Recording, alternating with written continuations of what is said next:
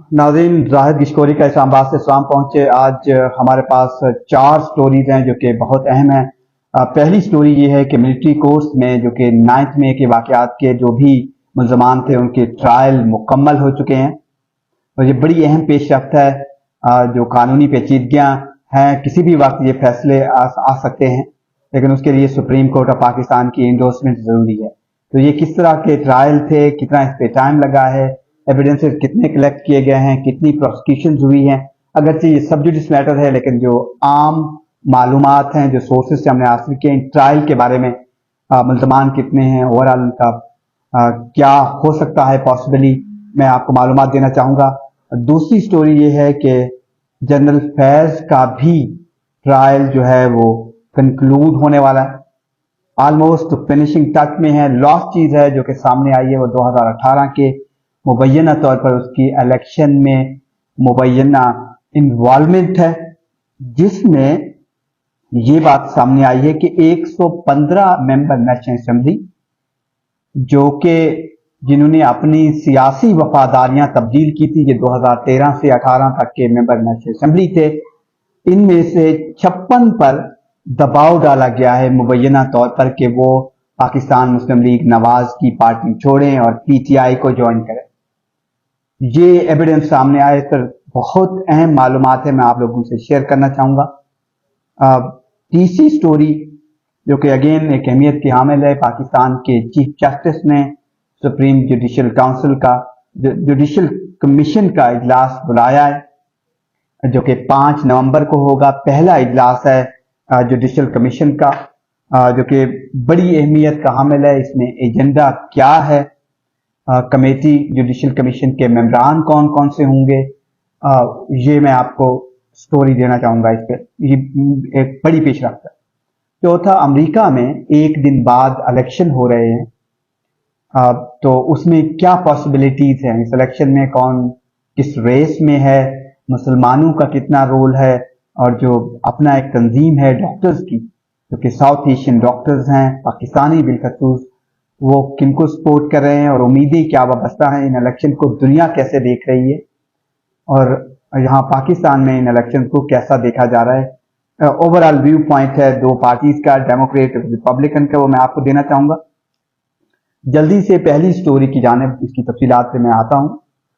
पहली story military course trial के बारे में। मिलिट्री कोर्स में आपको मालूम ही है कि 105 केसेस भेजे गए थे, जिसमें 1000 से ज़ायद गिरफ्तारियां हुई थी। ये 9 मई के वाक़यात थे, जिसमें 14,000 लगभग, जिसमें ज़्यादातर तहरीक इंसाफ के वर्कर थे, जिन पर ये इल्ज़ामात थे कि उन्होंने एहतजाज किया है, सरकारी इमारतों को निशाना बनाया है, और बिलखसूस 1000 लोगों ने जो कि दिफाई हमारी डिफेंस फोर्सेस की तरफ से बात है, उनको निशाना बनाया था मुबैना तौर पर।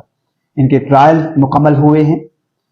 105 बुनियादी तौर पर केसेस गए थे, फिर सुप्रीम कोर्ट की मदाखलत से 20 केसेस को ड्रॉप कर दिया गया था। 85 केसेस जो हैं वो कंक्लूड हुए हैं, उनको प्रोसिक्यूशन को मौका दिया गया है। कुछ लोगों ने अपने वकला भी किए हैं, और एविडेंस जो है वो इलेक्ट्रॉनिक एविडेंस है, चाहे वो व्हाट्सएप का हो, कम्युनिकेशन का हो और फुटेजेस का हो, जो कि मुकम्मल तौर पर पंजाब फोरेंसिक लेबोरेटरी से, काउंटर टेररिज्म डिपार्टमेंट जो मुतल्लिका इदारे हैं उनसे एविडेंस लिए गए और क्रॉस चेक भी किया गया है। तो मेरी सोर्सेज ये बताते हैं कि इन 85 मुल्ज़मान के खिलाफ एक ऐसा एविडेंस मौजूद है, मुख्तलिफ नौइयत की इनको सजाएं हो सकती। और ये भी आपको मालूम है कि ये ऑलमोस्ट 1.5 साल हो गया है ये उनकी तहवील में पाकिस्तान मिलिट्री की, और ये लोग केसेस फेस कर रहे हैं। तो इनमें किसी को 6 माह, किसी को 1 साल, किसी को मैक्सिमम पनिशमेंट 14 साल हो सकती है, और मेजॉरिटी को 6 माह 1 साल की पनिशमेंट शायद हो जाए, जो एविडेंस इससे नजर आता है। लेकिन ये सब जुडिस मैटर है, इस पर ज्यादा कमेंट नहीं किया जा सकता। मैं सिर्फ आपको मालूमात देना चाह रहा था। ओवरऑल अगर आप मिलिट्री ट्रायल देखें तो 2015 के बाद से ये एपीएस जो था, army public school attack, 717 cases मुख्तलिफ मिलिट्री ट्रायल में पहुंचे हैं, जिसमें ये तमाम केसेस सुने गए थे, और ये बड़ी तादाद है। 2015 में इसको पार्लियामेंट ने लिटमेसी दी थी कि इन टेररिस्ट जो थे इनके केसेस जो है मिलिट्री कोर्स में होने चाहिए, जो जेट ब्लैक टेररिस्ट है।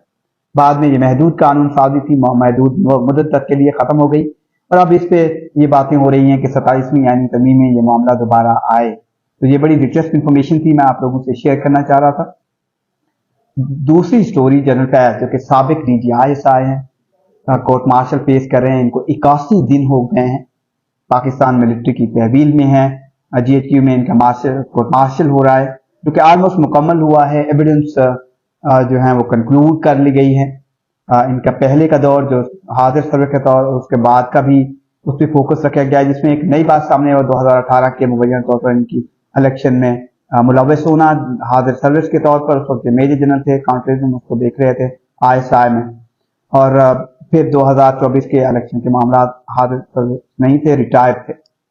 तो उसमें ये बताया गया कि 115 MNA थे, 272 में से 2013 से 18 तक जो मेंबरान थे उनको उन्होंने अपनी, जिनके 43% ने अपनी सियासी वफादारियां चेंज की 2018 के इलेक्शन कॉन्टेस्ट करने के लिए, जिसमें 54% PMLN के MNAs थे, उन्होंने अपनी वफादारियां तब्दील की थी। और 55% का ताल्लुक पंजाब से था।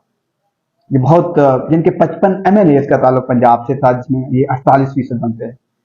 तो ये बताया जाता है कि कम से कम 55 ऐसे MNAs थे जिनके प्रेशर और दबाव डाला गया उस वक्त, शायद जनरल फैज या उनके हिमायतियों की जानिब से। ये एक इल्जाम है जिसपे एविडेंस कलेक्ट करने की कोशिश हो रही है। ये इंपॉर्टेंट भी है। 2024 का मुदाखलत सर्विस के बाद का वो इलेक्शन कमीशन की जानिब से बताया गया कि कुछ ऐसे मेंबरान थे जिनके बारे में उनके टेलीफोन कॉल्स आए थे। तो ये इंपॉर्टेंट नौयत की चीज़ है जो कि इस महीने में ये कंक्लूड हो चुका है, ऑलमोस्ट फिनिशिंग टच में है।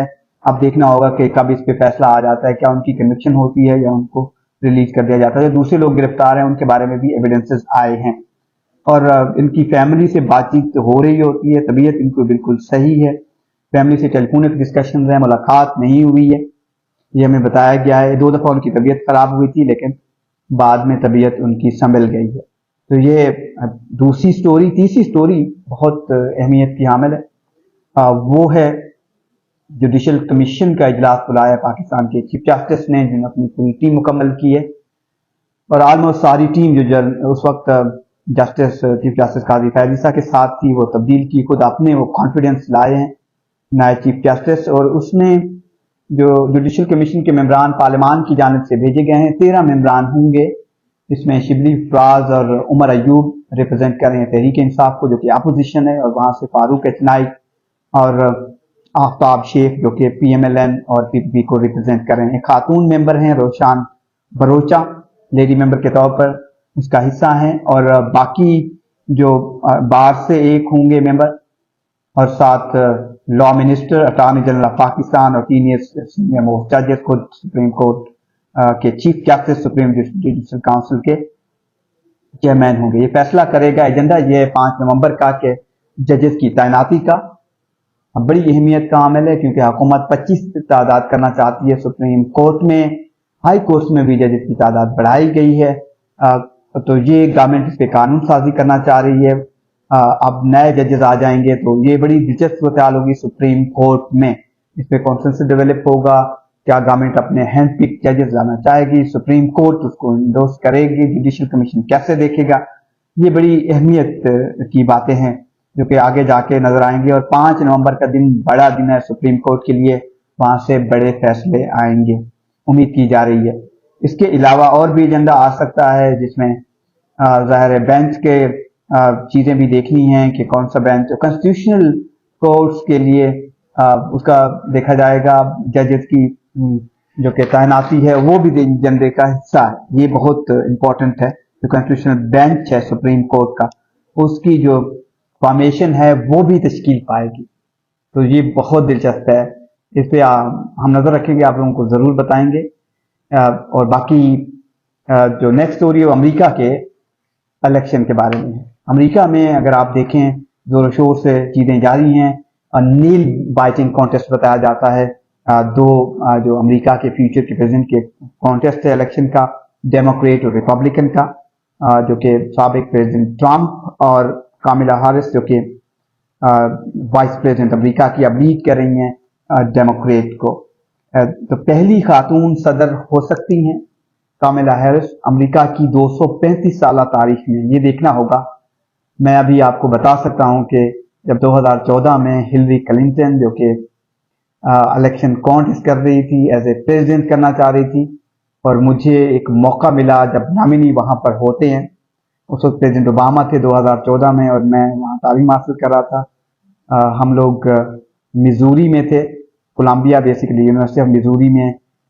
تو اس وقت یہ سب کچھ ہو رہا تھا، اور لکلی مجھے ایک موقع ملا وہاں پر یہ سارا پروسیس دیکھنے کا کہ جب کوئی بھی سیاسی جماعت اپنے صدر کو وہ بناتی ہے، نامینیٹ کرتی ہے کہ یہ ہمارے صدر ہوں گے. پریزیڈنٹ اوباما اس وقت آئے تھے، اور میں اپنی ایڈیٹر کے ساتھ مجھے موقع مل گیا تھا ملنے کے لیے.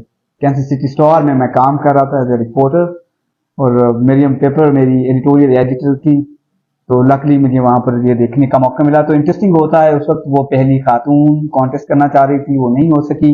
اب ایک اور اٹیمپٹ ہے، اب دیکھنا ہوگا کہ وہ ہو سکتی ہیں یا نہیں، یہ تو امریکن فیصلہ کریں گے. لیکن تاریخ بڑی دلچسپ ہے. امریکی صدارت انتخابات کا جو دنگل ہوتا ہے وہ بس اب چند گھنٹوں کی دوری پر ہے. 46 پریزیڈنٹ کا انتخاب ہو چکا ہے. اگر امریکہ کی موجودہ سیاسی تاریخ پر نظر ڈالیں، جس میں ڈیموکریٹ اور ریپبلکن کا غلبہ ہی آپ کو نظر آتا ہے، ہمیشہ انہی کے امیدوار رہے ہیں. لیکن 6 ایسے صدر ہیں، نہ وہ ڈیموکریٹ سے تھے نہ ریپبلکن تھے. یہ انیشیل سٹیج تھے جب امریکہ میں ڈیموکریسی ارتقا پذیر تھی. ڈیموکریٹ پارٹی کا جو قیام ہے، اگر آپ کو میں تھوڑا سا بتاؤں، اس میں 1828 میں قائم ہوئی تھی. یہ دنیا کی قدیم ترین فعال سیاسی جماعتوں میں سے ایک ہے، اور مختلف ادوار میں 16 ارکان نے امریکہ کی صدارت سنبھالی ہے، جس میں مشہور اگر آپ دیکھیں.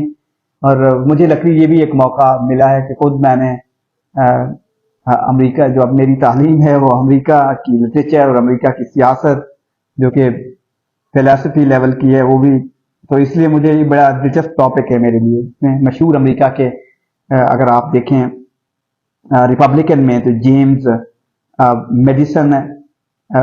میڈیسن، اس میں اگر آپ دیکھیں جدید ڈیموکریٹ پارٹی میں 1820 کی دہائی میں اینڈریو جیکسن کی قیادت میں یہ ابھری تھی. 1829 میں پارٹی کے پہلے صدر منتخب ہوئے تھے. اور پھر اس میں فرینکلن ڈی روزویلٹ ہیں، پھر جان ایف کینیڈی ہیں، جانسن ہیں، باراک اوباما ہیں. اور امریکہ کے صدر کو وہ آفیسز میں بھی شوٹ بھی کیا جاتا رہا. یہ بڑا دلچسپ بھی ہے اگر آپ دیکھیں. اور پھر امریکی صدارت اگر آپ اوور آل دیکھیں، اس وقت اوباما بڑی کمپین چلا رہے ہیں کیمرا ہیرس کے لیے. خود پریزیڈنٹ جو سابق ٹرمپ ہیں وہ اس کے لیے زور شور سے چیزیں چلا رہے ہیں، کمپین دونوں. اور اس میں جو مسلم کمیونٹی ہے وہ تذبذب کا شکار ہے. وہ ان کو سمجھ نہیں آ رہی کہ وہ کن کو سپورٹ کریں. نہ صرف ایک ڈیموکریٹ رہنما کے طور پر بلکہ امریکی تاریخ میں سب سے طویل مدت تک اگر آپ دیکھیں اس طرح کے مسلمانوں کے مسائل رہے ہیں. جو کمیونٹی ہوتی ہے، اوورسیز ڈائسپورا ہوتا ہے امریکہ میں، بڑا امپورٹنٹ رول. اور انڈین جو وہ بہت انڈین اوریجن کے وہ بہت اہمیت کے حامل ہوتے ہیں. اس میں اب دیکھنا ہے کہ مسلمان جو ہیں وہ کن کو زیادہ سپورٹ کرتے ہیں، لیکن اس کی کوئی زیادہ اہمیت نہیں ہے. لیکن زیادہ تر وہ ڈیموکریٹ کو زیادہ کر رہے ہیں اس وقت. تو یہی لگتا ہے کہ امریکہ کی جو صدور کی ہسٹری ہے وہ جو میں آپ کو بتا رہا تھا، اس میں آپ دیکھیں وہ بڑی دلچسپ ہے. مارچ 1933 سے 1945 تک 3 مرتبہ منتخب ہو کر 12 برس تک صدارت کی کرسی پر بیٹھنے والے واحد صدر ہیں. اگر میں آپ کو بتاؤں جو فرینکلن ڈی روزویلٹ ہے.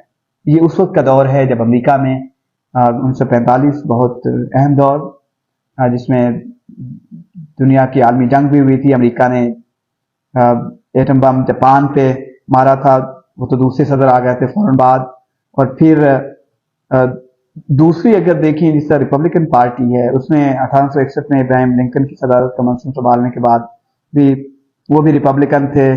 19 ریپبلکن سے دور اب تک رہ چکے ہیں، چاہے وہ جتنے بھی امریکہ کے صدور ہوں، لیکن وہ اپنی ریاست کا سوچتے ہیں، ان کی پرائرٹیز ہوتی ہیں. پاکستان میں پرسپیکٹو یہی دیکھا جا رہا ہے، پرسپیکٹو کہ پی ٹی آئی یہ سمجھتی ہے کہ اگر ٹرمپ آ گیا ان کو سپورٹ ملے گی. میں سجاد برقی دیکھ رہا تھا، وہ کہہ رہے تھے کہ ٹرمپ فیملی کو وہ ملے ہیں امریکہ کہ صدر اگر وہ بن جاتے ہیں تو عمران خان کو جیل سے باہر لانے میں ان کو مدد حاصل ہوگی. اور یہ بڑی دلچسپ ہوگا اگر ایسا ہوتا ہے. لیکن اوور آل امریکہ میں اگر آپ ایکسپرٹ سے بات کریں، ان کی فورن پالیسی کو دیکھیں، وہ ہمیشہ اپنا خطے میں انٹرسٹ دیکھتے ہیں.